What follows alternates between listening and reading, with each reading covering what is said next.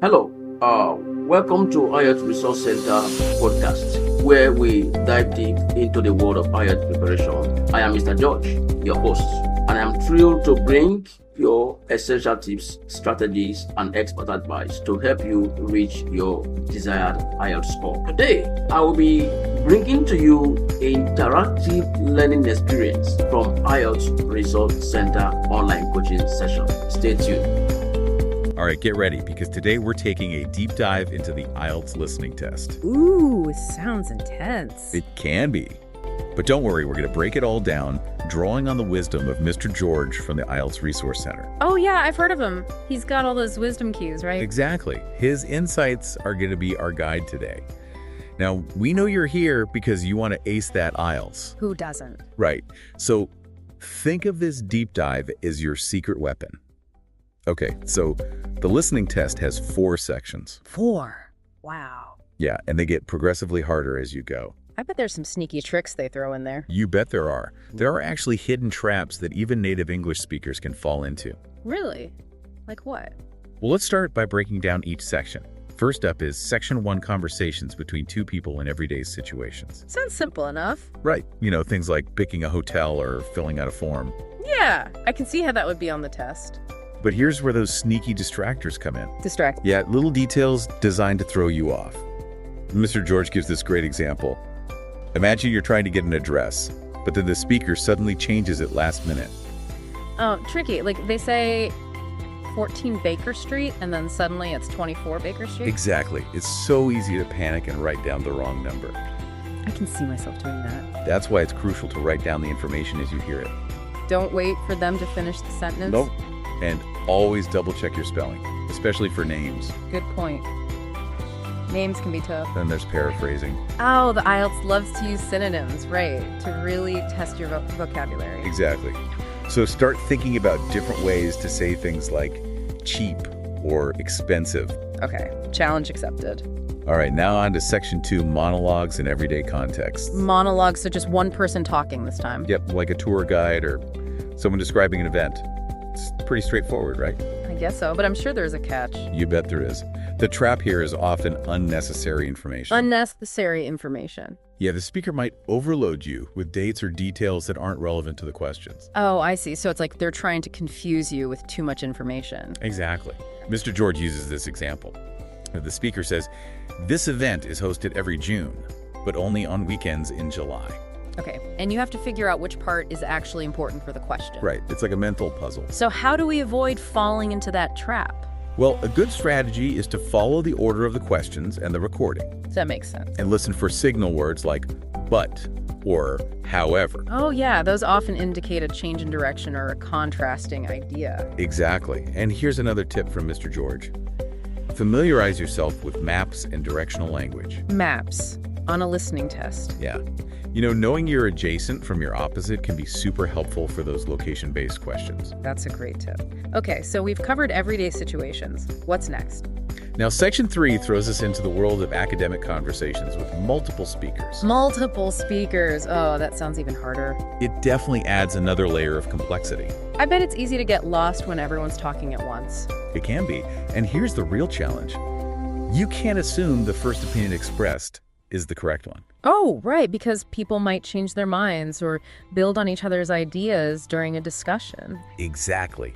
Mr. George highlights this in his notes with an example of students debating project topics. What kind of topics? Renewable energy versus AI. But then they end up combining them. Wow. So you really have to follow the whole conversation to understand the final agreement. You got it. So, in Section 3, it's crucial to listen for those markers of agreement or disagreement. Like, I agree or I'm not sure about that. Precisely.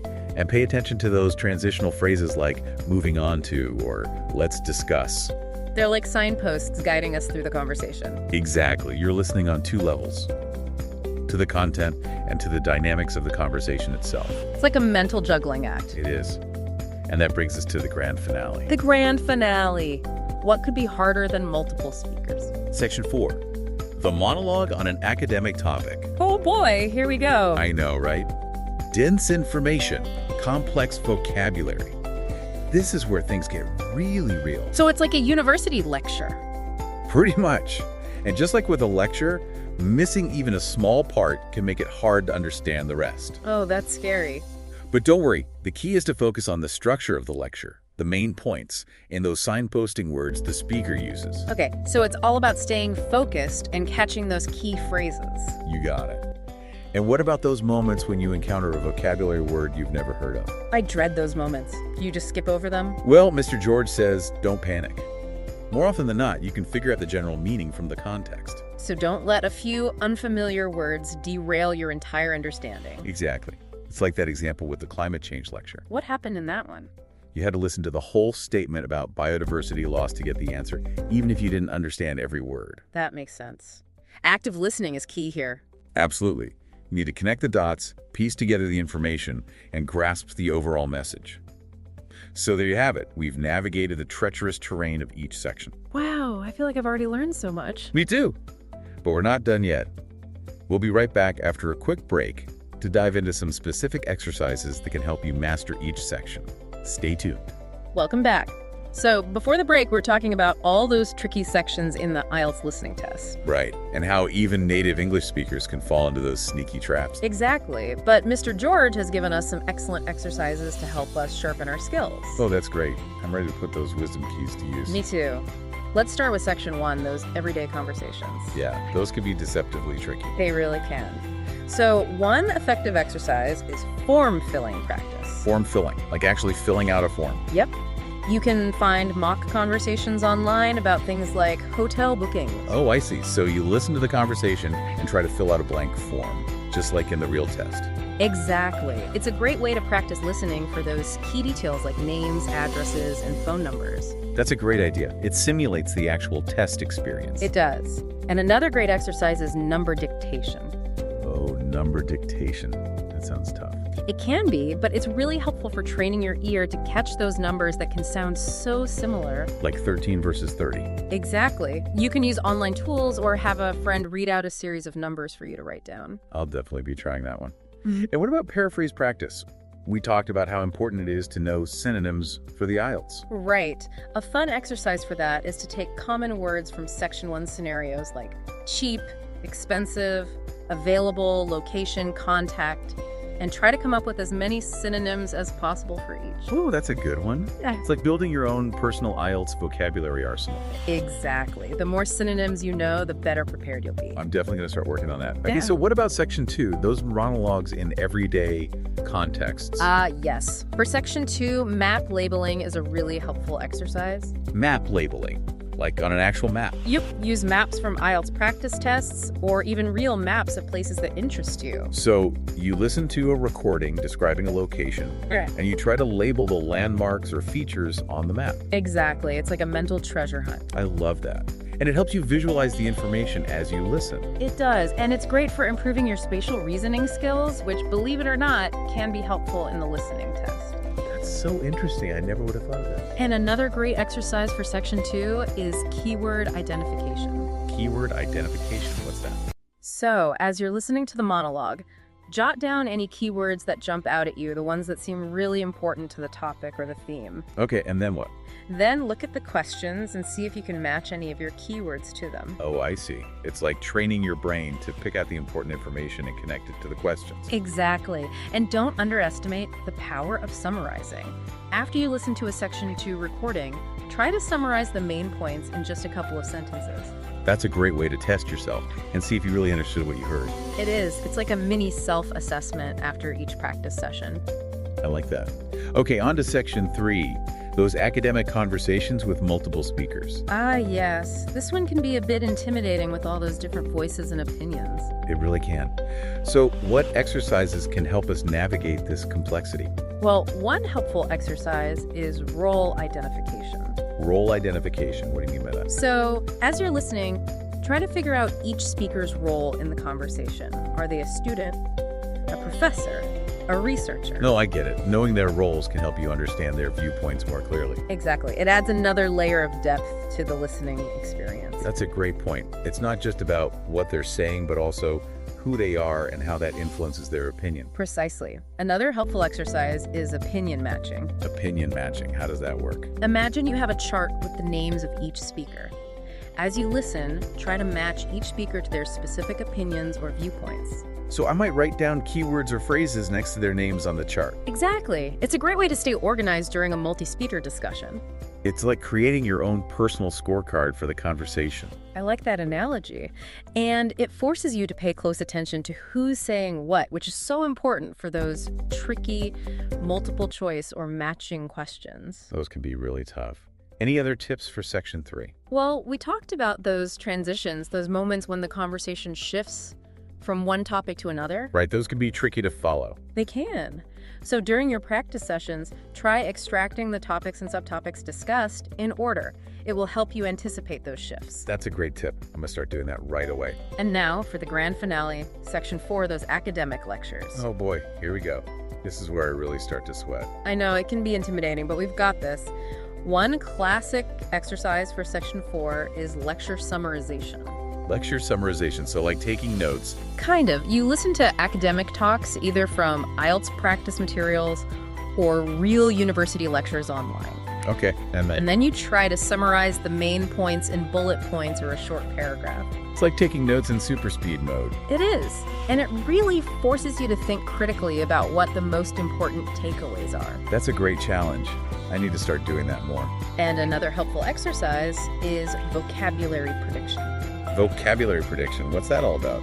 So before you even listen to the lecture recording, look at the topic and the questions. Try to predict what kind of vocabulary words might come up. Ooh, that's a smart strategy. It's like giving yourself a head start in the vocabulary game. Exactly. And even if you don't guess all the words correctly, just thinking about vocabulary beforehand will help you familiarize yourself with the topic and the language. That's a great point. Okay, any other exercises for section 4? Well, there's the classic fill-in-the-blank practice. Fill in the blank. Oh yeah, I've seen those before. You can find IELTS-style recordings online with accompanying summaries that have missing words. So you listen to the recording and try to fill in the blanks with the appropriate words or phrases. You got it. It's like putting together a puzzle, one word at a time. I love that analogy. Okay, we've covered some fantastic exercises for each section.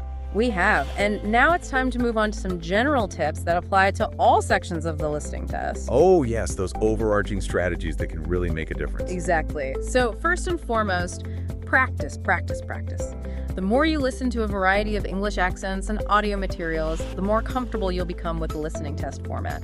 It's like training your ears to be Olympic athletes, ready for any listening challenge that comes their way. I love that analogy. And remember, you don't have to wait until you feel fully prepared to start practicing. Oh, that's good to know. I sometimes get caught up in thinking I need to know everything before I start practicing. I get that. But even if you're just starting your IELTS journey, listening to English audio as much as possible will benefit you. So it's all about building those listening muscles gradually over time. Exactly. And another crucial tip is to focus on understanding the overall meaning of the audio rather than getting hung up on every single word. Oh, that's a good one. I have a tendency to get stuck on words I don't understand, and then I miss the bigger picture. I understand. But remember, the IELTS listening test is designed to assess your overall comprehension skills, not your ability to transcribe every word you hear. So it's more about getting the gist of the conversation or lecture than memorizing every detail. Precisely. And that's why practicing with a variety of materials is so important. It helps you develop those skills of filtering information, identifying key points, and understanding the core message. Exactly. And speaking of filtering information, remember that the IELTS listening test is designed to challenge you. So they often include information in the audio that isn't actually relevant to the questions. Oh, right, those pesky distractors we talked about earlier. Exactly. But one way to outsmart them is to pay close attention to the wording of the questions. Oh, that's a good point. So it's not just about listening to the audio, but also about carefully reading the questions. You got it.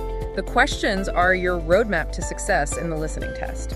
They tell you what to listen for, what to ignore, and what kind of information you need to find. So it's a two-way street. You have to listen carefully to the audio, but you also have to read the questions strategically. Precisely. And that's why practicing under timed conditions is so important. You need to get used to reading the questions quickly, listening attentively, and writing your answers accurately, all within a limited time frame. It's like a mental marathon. It is. But with practice, you can train your brain to handle all these tasks effectively. That's reassuring. And what if you make a mistake or miss a question? Don't panic. It happens to everyone. Just take a deep breath, refocus, and move on. That's easier said than done when you're in the middle of the test and those nerves start to kick in. I know, but trust me, taking a few deep breaths can really help calm your mind and bring you back to the present moment. That's a great reminder. Sometimes we just need to pause and reset.